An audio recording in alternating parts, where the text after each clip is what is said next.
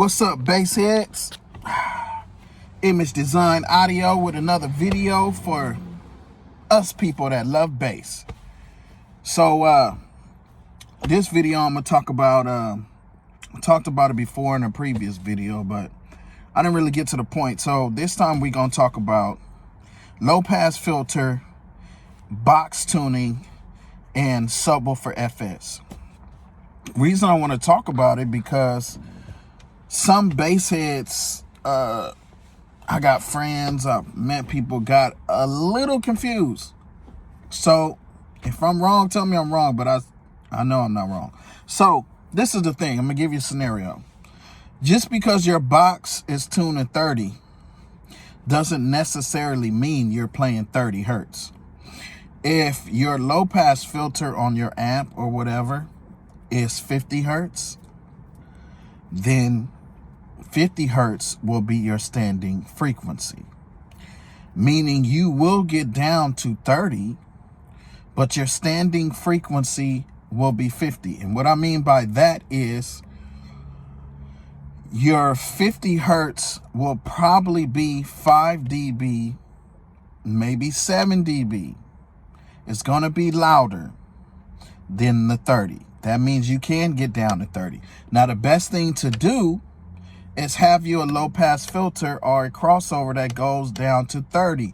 Now your standing frequency is 30 and your subwoofer is hitting the tuning frequency of the box, which is gonna move less and it's not gonna work as hard, and it's gonna be at its loudest at that frequency. Okay, move on to the next part. This is another reason why FS is important. FS is the frequency that your subwoofer sounds its best at and is its loudest at. So let's say if you have a sub, okay, same sub, same specs, everything the same, but the FS is different. There's two of them, right? Put it in your head. One's FS is 45 hertz. Let's say the other one's FS is 30 hertz, but your box is tuned to 30. The one that's FS is 45. When you get down to 30, it's not gonna sound as good. It's the subwoofer's FS, the one that FS is 30. It's not gonna sound as good. It's gonna move more, and that is the point where the speaker is not operating at its best, moving, meaning the soft parts and the hard parts of the sub, meaning it's not gonna last as long, it's not gonna sound as good. Now the one that's FS is at 30 is gonna sound its best, and that's at a point where the voice coil and everything is moving at its best. So it's going to sound its best and it's not going to damage the speaker.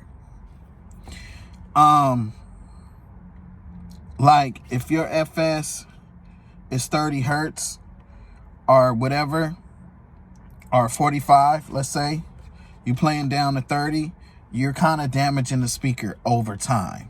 It might take a while. It might take a year or 2 years, who knows, but you are pretty much kind of damaging the speaker. So I just wanted to talk about that because some people have it confused.